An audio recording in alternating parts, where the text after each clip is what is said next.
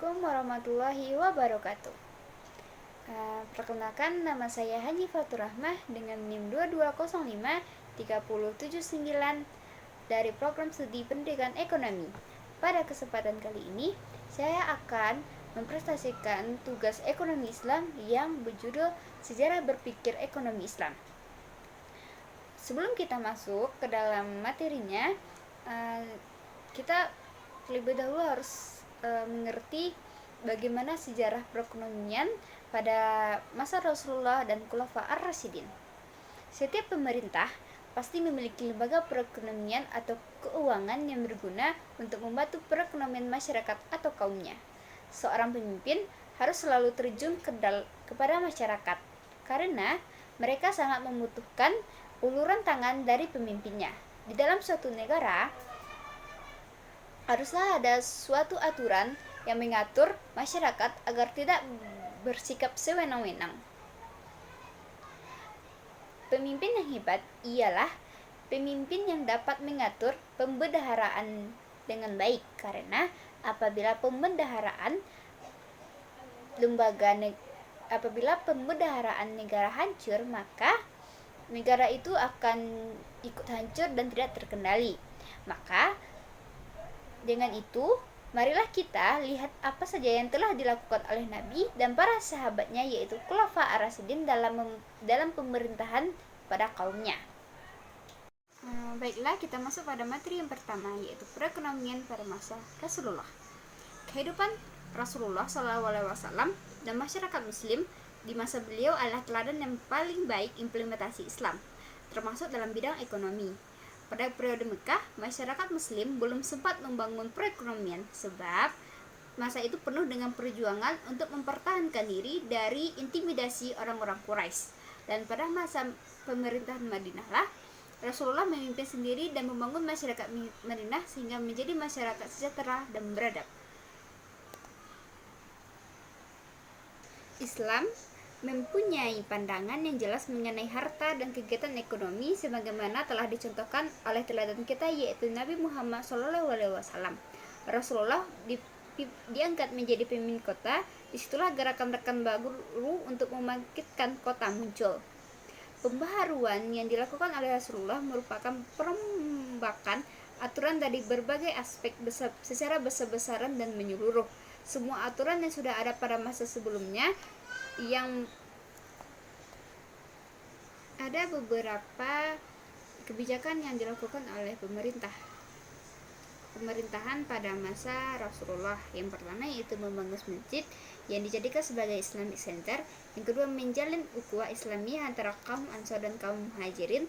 Dan yang ketiga, membuat konstitusi negara. Yang keempat, menjamin kedamaian negara. Yang kelima, mengeluarkan hak dan kewajiban bagi warga negaranya. Dan yang keenam, meletakkan dasar-dasar negara.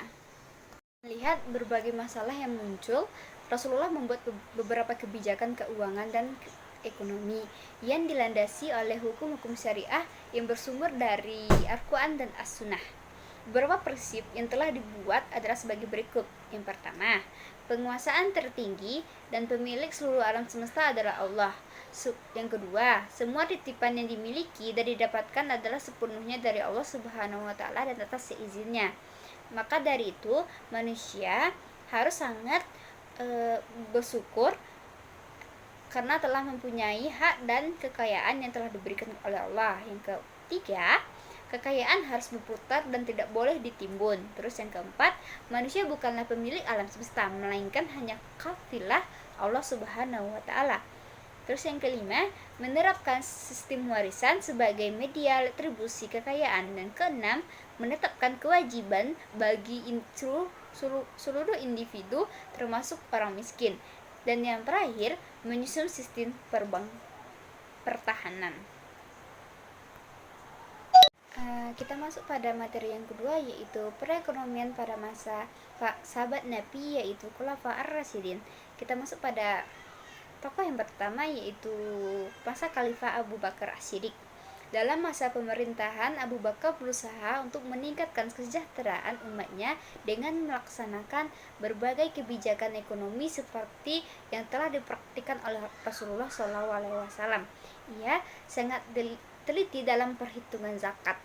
Dalam hal ini, Abu Bakar pernah berkata kepada Anas, jika seseorang wajib membayarkan zakat berupa seekor unta yang berumur 1 tahun, namun ternyata ia tidak memiliki unta yang berumur 1 tahun, melainkan ia mempunyai yang berumur 2 tahun, maka ia diperbolehkan membayar zakat dengan unta yang berumur 2 tahun kemudian kelebihan dari zakatnya akan dikembalikan dengan perhitungan yang senilai. Hasil dari pengumpulan zakat tersebut dijadikan sebagai hasil pendapatan negara yang disimpan di Baitul Mal, yang nantinya dapat membantu kaum muslimin. Seluruh hasil pendapatan dari Baitul Mal langsung didistribusikan seluruhnya untuk kaum muslimin tanpa tersisa sedikit pun. Dalam pendistribusian harta dari Baitul Mal, Abu Bakar menerapkan prinsip kesamarataan, yaitu memberikan jumlah yang sama kepada semua sahabat Rasulullah dengan tidak membeda-bedakan antara sahabat yang lebih dahulu memeluk Islam atau yang kemudian memeluk Islam, antara hamba dengan orang yang merdeka. Menurutnya tidak ada perbedaan kecuali hanya keimanan kepada Allah Subhanahu wa taala. Sedangkan dalam hidup, prinsip kesamaan lebih baik dan daripada keutamaan. Kita masuk pada tokoh yang kedua, yaitu masa Khalifah Umar bin Khattab. Pada masa pemerintahan Umar bin Khattab banyak melakukan ekspansi. Karena perluasan daerah terjadi dengan cepat, Umar bin Khattab segera mengatur administrasi negara dengan mencontoh Persia. Pendapatan negara mengalami peningkatan yang sangat signifikan, sehingga sangat membutuhkan perhatian khusus untuk mengelolanya agar dapat digunakan dan dimanfaatkan dengan benar, efektif, dan efisien. Setelah musyawarah, Khalifah Umar bin Khattab memutuskan untuk menghabiskan seluruh harta yang ada di Baitul Mal sekaligus, namun dikeluarkan secara bertahap. Jika bakal lembaga Baitul Mal semakin dikembangkan fungsinya oleh Umar bin Khattab sehingga menjadi lembaga yang reguler dan permanen. Baitul Mal tertata baik dan rapi merupakan kontribusi terbesar dari Khalifah Umar bin Khattab untuk dunia Islam dan untuk muslimin. Khalifah Umar bin Khattab menerapkan prinsip keutamaan dalam mendistribusikan harta Baitul Mal. Ia berpendapat bahwa kesulitan yang dihadapi umat Islam diperhitungkan dalam menetapkan bagian seseorang dari harta negara, dan karenanya keadilan menghendaki usaha seseorang serta tenaga yang telah dicurahkan dalam memperjuangkan Islam harus dibalas dengan sebaik-baiknya. Namun, ternyata Umar bin Khattab menyadari bahwa kebijakan tersebut salah karena akan dapat berdampak negatif terhadap status. Masuk pada tokoh yang ketiga, yaitu masa pemerintahan Khalifah Utsman bin Affan.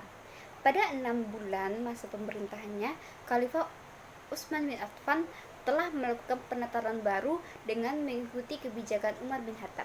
Pada masa pemerintahan Khalifah Umar bin Affan ini harus menanggung beban anggaran yang tidak sedikit untuk memelihara angkatan laut, namun ia tidak pernah mengambil upah dari kantornya.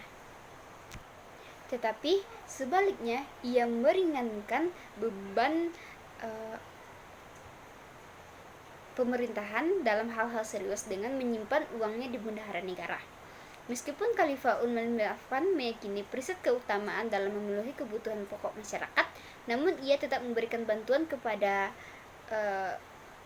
berbeda pada tingkat yang lebih tinggi.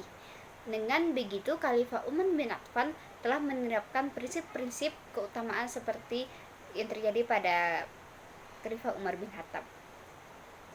Kita masuk pada tokoh yang keempat. Ada yang tahu? Yaitu Khalifah Ali bin Abi Thalib. Setelah diangkat menjadi seorang khalifah, Ali bin Abi Thalib langsung mengambil berbagai tindakan seperti memberhentikan para pejabat yang korup, membuka kembali lahan perkebunan yang telah diberikan kepada orang-orang kesayangan Utsman, dan mendistribusikan pendapatan pajak tahunan sesuai yang telah ditetapkan oleh Umar bin Khattab. Menurut sebuah riwayat, dikatakan bahwa ia telah secara sukarela menarik diri dari daftar penerima dana Baitul Mal. Bahkan menurut riwayat yang lain, Ali memberikan sumbangan 5.000 dirham setiap tahunnya. Kesimpulan yang dapat kita ambil dari masa pemerintahan Nabi Muhammad dan masa pemerintahan Khulafa ar-Rasyidin, yaitu Nabi Muhammad menjabat sebagai kepala negara Madinah, kemudian merubah sistem ekonomi dan keuangan negara sesuai dengan ketentuan Al-Quran dan As-Sunnah. Nabi Muhammad SAW membentuk lembaga Baitul Al-Mal untuk menyimpan kekayaan harta negara. Pemasukan negara berasal dari zakat, haraj, qizah, dan penerimaan lainnya. Kebijakan fiskal yang diambil oleh pemerintah pada bidang anggaran belanja negara dengan tujuan untuk mencapai kestabilan ekonomi yang lebih baik dan laju pertumbuhan ekonomi yang cepat dan stabil. Dalam kebijakan fiskal dan moneter, pajak merupakan sumber penerimaan negara yang paling utama. Karena pajak berfungsi untuk pemasukan uang sebanyak-banyaknya ke dalam kas negara dan mengatur penyelenggaraan politiknya di segala bidang. Pemerintah lewat kebijakan fiskal, yaitu manipulasi pajak dan pengeluaran pemerintah sebagai upaya untuk mencapai tingkat pendapatan atau keseimbangan yang baik. Setelah Nabi Muhammad SAW wafat, maka perjuangannya dilanjutkan oleh para sahabatnya, yaitu Khulafa ar-Rasyidin. Berkenan pada masa Khulafa ar-Rasyidin, Abu Bakar memiliki berbagai pemberontakan kaum murtad yang tidak bersedia membayar zakat. 3 pilar ekonomi dalam perekonomian Islam. Yang pertama yaitu segala sesuatu ini adalah mutlak milik Allah. Yang kedua, Tuhan itu hanya satu, hanya hukum Allah yang berlaku. Dan yang ketiga yaitu kerja adalah kebajikan, kemalasan adalah sifat buruk. Pada masa Khulafa ar-Rasyidin, pemikiran ekonomi serta kebijakan-kebijakan yang diambil oleh masing-masing khalifah memiliki beberapa perbedaan dan beberapa persamaan. Maka dari itu, sekian kesimpulan yang dapat saya simpulkan dari presentasi saya hari ini. Mohon maaf atas segala kesalahan. Terima kasih atas segala perhatian. Saya pamit undur diri. Assalamualaikum warahmatullahi wabarakatuh.